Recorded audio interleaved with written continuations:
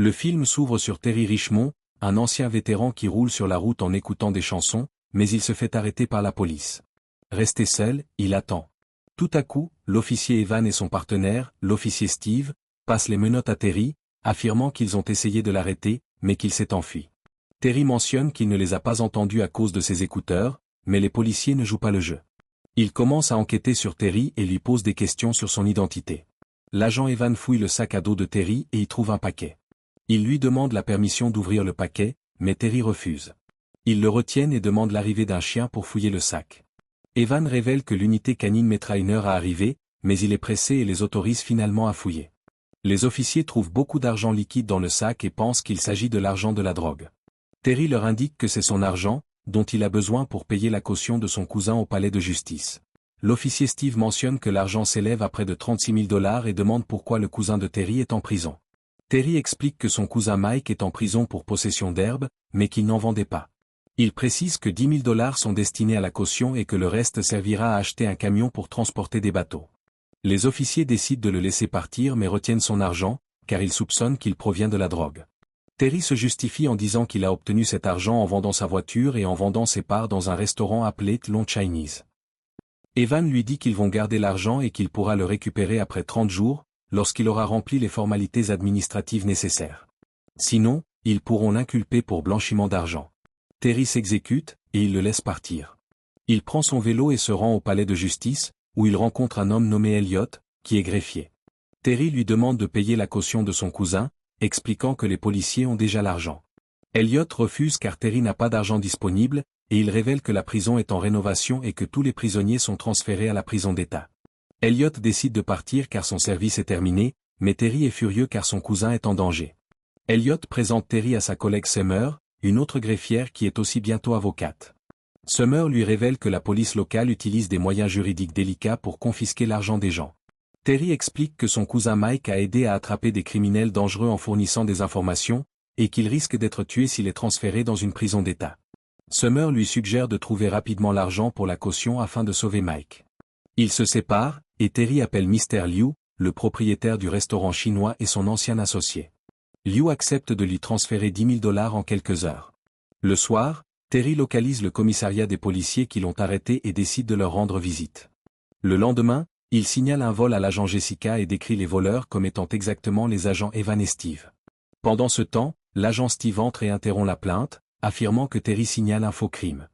Le chef de service, Sandy Byrne, intervient, prend la défense de ses hommes et demande à Terry de s'en aller. Mais Terry lui propose de garder l'argent et de lui rendre les 10 000 $ pour la caution. Sandy, devenu gourmand, accepte. Terry souhaite rencontrer son cousin avant le transfert. Sandy lui dit de venir jeudi à 9 h du matin. Le jeudi, Terry arrive au commissariat, mais le bus des prisonniers est parti car Sandy a délibérément changé l'horaire. Terry rattrape rapidement le bus et dit à son cousin de demander une protection dès qu'il arrivera en prison. Il rend ensuite visite à Summer pour lui demander son aide. Elle l'informe qu'elle a trouvé des informations compromettantes sur les policiers et qu'ils peuvent être arrêtés. Elle révèle aussi que le juge du tribunal est de mèche et qu'il est urgent pour Terry d'apporter l'argent de la caution au bureau d'Elliot. Terry retourne au commissariat et confronte le chef, le menaçant et exigeant qu'il obéisse. L'officier Steve intervient, et les choses se gâtent. Terry les maîtrise tous les deux, les désarme et leur passe les menottes. Il entre dans la salle d'épreuve où il trouve des dizaines d'armes et de l'argent. Il ne prend que 10 000 $, honorant son accord initial. Il vide l'arme de Jessica et lui demande de faire semblant de lui passer les menottes et de le conduire en douceur pour que les autres officiers ne lui tirent pas dessus. Elle prend la voiture de Steve, le dépose dans un endroit sûr, puis alerte la police. Terry se précipite au palais de justice et apporte l'argent sur le bureau d'Elliot. Summer va chercher la signature du juge pour la caution, mais à ce moment-là, les policiers envahissent le palais de justice et arrêtent Terry. Ils l'emmènent dans les sous-sols du palais de justice pour un examen médical, puis l'emmènent rencontrer le chef. Ils partent en voiture, pendant le trajet, Sandy joue carte sur table. Il mentionne qu'il a fait une erreur en se mêlant de Terry, car ils ont vérifié ses antécédents. Il s'arrête à un hôpital, où Sandy remet à Terry l'argent qui lui reste, lui demandant de garder le silence et de faire comme si rien ne s'était passé, faute de quoi il pourrait l'enfermer pour 30 ans pour les avoir attaqués. Sandy révèle que Mike a été agressé en prison et qu'il est transporté vers cet hôpital. Terry, énervé et ému, accepte le marché, mais Sandy l'avertit de ne jamais revenir dans cette ville, sinon ils l'élimineront. Terry entre dans la chambre d'hôpital de Mike, mais malheureusement, ce dernier n'a pas survécu. Terry demande alors à Summer de le ramener dans sa ville. En route, ils se font suivre par un policier, que Summer révèle être son contact dans la police, un ami qui veille sur elle. Summer tente d'expliquer à Terry qu'il y a eu d'autres cas similaires à celui de Mike et que la police doit en être informée. Mais Terry, frustré, l'ignore. Il donne à Summer son numéro pour les urgences et lui fait ses adieux. Summer rentre chez elle et se réveille en pleine nuit pour découvrir que quelqu'un est entré chez elle et l'a droguée.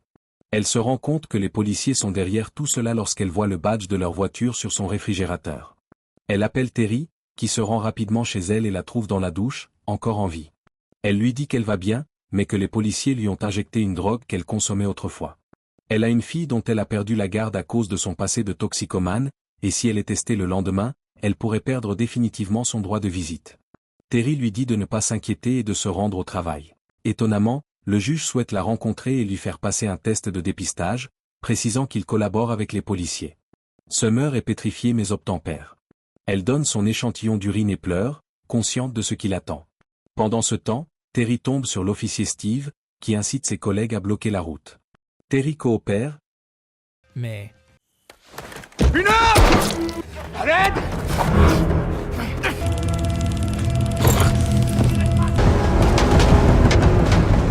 il abandonne son pick-up sous un pont et se rend au restaurant chinois, où il appelle Summer. Elle arrive au restaurant et trouve Terry blessé, soigné par Mr. Liu. Celui-ci le remercie d'avoir servi leur pays. Mr. Liu est chinois, et ils combattaient dans des camps opposés. Tous deux prévoient de trouver des preuves contre les policiers afin de pouvoir les arrêter. Ils passent incognito et s'introduisent dans la maison du juge. Ils interrogent le juge sur la corruption des policiers, et celui-ci leur révèle qu'il travaille avec Sandy depuis un certain temps. Sandy et son équipe, n'ayant plus de fonds, se financent illégalement avec de l'argent confisqué en traitant des procédures judiciaires où les défendeurs perdaient systématiquement leur argent. Le juge participait également à cette pratique en échange d'une part des gains, et l'État a légalisé cette pratique, car une partie de l'argent était destinée à financer le gouvernement. Tout le monde en profite, sauf les victimes, bien sûr. Les policiers effectuent des contrôles routiers, souvent brutaux comme celui que Terry a subi au début du film. Ces fouilles sont enregistrées par les caméras des voitures de police et peuvent servir de preuve contre les policiers. Terry et Summer décident de voler ces images, qui se trouvent dans les sous-sols du palais de justice. Ils entrent dans le bâtiment et constatent que les policiers les ont devancés et allumé un feu pour brûler les preuves. Summer parvient à éteindre le feu, et il vole rapidement les cartes mémoire, rallumant ensuite le feu pour éviter les soupçons. Terry retourne à la voiture et attend que Summer aille récupérer son échantillon d'urine. Malheureusement, elle est interceptée par les policiers. Terry voit les hommes emmener Summer. Il les suit jusqu'à un endroit louche où ils se séparent et partent. Un policier reste sur place, et Terry fonce sur la voiture du policier. Il l'étrangle et le menotte pour l'interroger. Il utilise ensuite sa radio et parle avec Sandy. Ce dernier propose d'échanger Summer contre les cartes mémoire. Terry est d'accord, et Sandy lui donne rendez-vous au pont Rebel Ridge à l'aube. Les hommes de Sandy attendent jusqu'au matin, mais ils ne se montrent pas. Pendant ce temps, Sandy reçoit un appel de Terry, tandis que l'officier Evan pense avoir localisé le véhicule de Terry. Il dit à Sandy qu'il n'y a pas de retour en arrière possible. De son côté, Evan découvre que Terry n'était pas dans le véhicule. En réalité, Terry est au poste de police, où il défonce le mur arrière. L'officier Jessica avertit les autres policiers de sa position. De retour au commissariat, Candy, avide, se dirige rapidement vers l'argent, mais Terry est en train de charger des armes dans l'armurerie. Il tire sur Sandy avec des balles non létales. Jessica arrive, et Terry coopère, pensant qu'elle est l'amie dont parlait Summer. Il lui confie les cartes mémoire et lui demande de les publier. Il confisque l'arsenal de Sandy, mais les hommes de ce dernier arrivent. Terry remet un pistolet chargé à Jessica pour qu'elle le couvre et empile l'argent de Sandy pour semer la confusion. Jessica se retourne contre Terry et lui dit qu'elle ne veut pas qu'on lui tire dessus, alors elle l'emmène dehors. L'officier Steve confronte Terry et écrase les cartes. Mémoire. Il dit que Summer s'est évanoui à l'arrière de la voiture et qu'ils peuvent donc l'abattre sans témoin. L'agent Evan réalise l'erreur et intervient pour protéger Terry, révélant qu'il est le contact de Summer. Ils pointent tous leurs armes l'un vers l'autre, mais Sandy tire dans la jambe d'Evan et lui confisque son arme. Terry profite d'un moment d'inattention de Jessica pour s'enfuir avec Evan. Il se cache derrière une voiture et lance des grenades fumigènes. Evan demande à Terry d'allumer les caméras du tableau de bord de la voiture pour enregistrer en direct. Terry neutralise les policiers un par un, mais sans les tuer.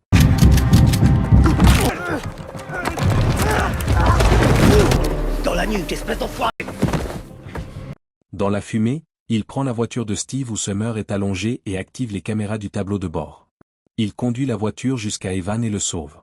Il s'éloigne du poste, mais Steve parvient à s'accrocher à la voiture. Il tente de monter à l'arrière, mais Summer le repousse sur la route. Sandy et ses hommes, avec Jessica, les suivent. Elle libère la voiture de Sandy, permettant à Terry de s'échapper. Ils se rendent à l'hôpital, où Summer et Evan sont admis aux urgences. Terry arrache le disque de stockage de la caméra de la voiture et le garde pour lui, afin de dénoncer Sandy. Abonnez-vous pour plus de vidéos comme celle-ci, activez les notifications et laissez un like pour aider la chaîne. Merci d'avoir regardé.